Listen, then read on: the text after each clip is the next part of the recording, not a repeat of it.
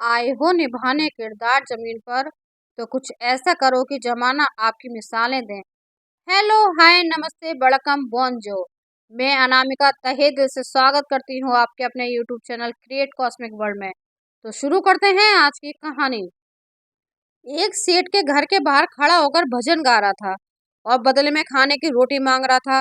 सेठानी काफी देर से उसको कह रही थी कि आ रही हूँ, रोटी हाथ में थी, पर फिर भी कह रही थी कि रुको, आ रही हूँ। भिखारी भजन गा रहा था और रोटी मांग रहा था। सेठ ये सब देख रहा था, पर समझ नहीं पा रहा था कि आखिर सेठानी से बोला रोटी हाथ में लेकर खड़ी हो, वो बाहर मांग रहा है, उसे कह रही हो आ रही हूँ, तो उसे रोटी क्यों नहीं दे रही हो। सेठानी बोली, हाँ रोटी दूंगी, पर क्या है ना कि मुझे उसका भजन बहुत प्यारा लग रहा है। अगर उसको रोटी दूंगी तो वो आगे चला जाएगा, मुझे उसका भजन और सुनना है।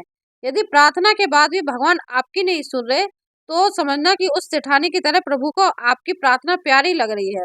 इसलिए इंतजार करो, प्रार्थना करते रहो। जीवन में कैसा भी दुख हो, कष्ट आए, पर भक्ति मत छोड़िए। क्या कष्ट आता है तो आप भोजन करना छोड़ देते हैं? क्या बीमारी आती है तो आप सांस लेना छोड़ देते हैं?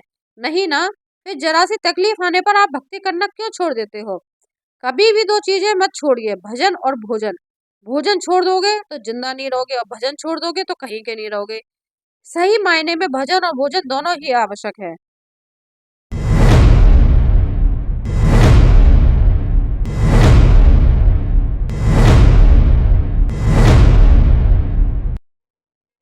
कुछ पंडितों ने एक औरत को कहा, घर में तू विष्णु जी की फोटो रख ले और रोटी खाने से पहले उनके आगे रोटी की थाली रखकर कहना विष्णु अर्पण। अगर पानी पीना है तो पहले विष्णु जी के आगे रखकर कहना विष्णु अर्पण। उस औरत की आदत हो गई, जो भी काम करती पहले मन में ये कहती विष्णु अर्पण, फिर वह काम करती। आदत इतनी पक्की हो गई कि एक दिन घर का कूड़ा इकट्ठा किया और फेंकते हुए कहा विष्णु अर्पण। वहीं पास से नारद मुनि जा रहे थे, उन्होंने जब ये सुना तो उस औरत को थप्पड़ मारकर कहा, विष्णु जी को कूड़ा अर्पण कर रही है। विष्णु जी के प्रेम में रंगी और थप्पड़ पड़ते ही बोली विष्णु अर्पण। अब तो नारद जी ने दूसरे गाल पर थप्पड़ मारते हुए कहा कि थप्पड़ भी विष्णु अर्पण कर रही है, लेकिन वे औरत यही कहती रही विष्णु अर्पण। नारद मुनि क्रोध करते हुए विष्णु पूरी चले गए। वहां देखते हैं कि विष्णु जी के दोनों गालों पर उंगलियों के निशान बने हुए हैं। पूछने लगे, भगवान ये क्या हो गया, आपके चेहरे पर ये निशान कैसे पड़े?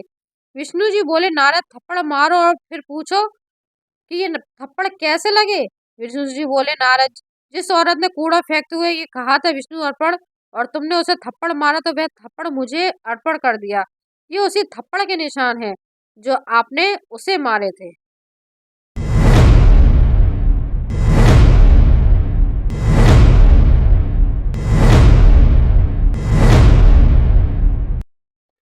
एक राजा को जब पता चला कि मेरे राज्य में एक ऐसा व्यक्ति है जिसका सुबह सुबह मुंह देखने से दिन भर भोजन नहीं मिलता, सच्चाई जानने की इच्छा से उस व्यक्ति को राजा ने अपने साथ सुलाया।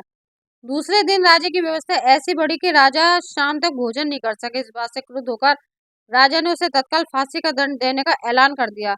आखिरी इच्छा के अंतर्गत उस व्यक्ति ने कहा कि राजन, मेरा मुंह देखने से आपको शाम तक भोजन नहीं मिला, किंतु आपका मुंह देखने से तो मुझे मौत मिलने वाली है। इतना सुनते ही लज्जित राजा को संत बाड़ी याद आ गई। बुरा जो देखन मैं चला, बुरा ना मिलिया कोय, जो दिल खोजा आ पड़ा, मुझसे बुरा ना कोय।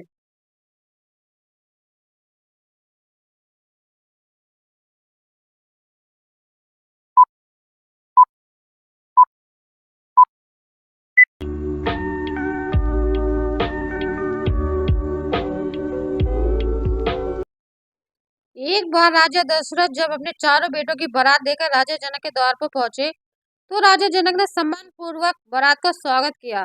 तभी दशरथ जी ने आगे बढ़कर जनक जी के चरण छू लिए।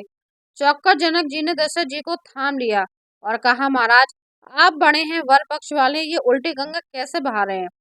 इस पर दशरथ जी ने बड़ी सुंदर बात कही, महाराज, आप दाता हैं, कन्यादान करने में तो याचक हूँ, आपके द्वारा कन्या लेने आया हूँ। अब आप बताइए, दाता और याचक में कौन बड़ा है? यह सुनकर जनक जी के नेत्रों से अश्रुधारा बह निकली। भाग्यशाली हैं वो जिनके घर बेटियां होती हैं। हर बेटी के भाग्य में पिता होता है, लेकिन हर पिता के भाग्य में बेटी नहीं होती है।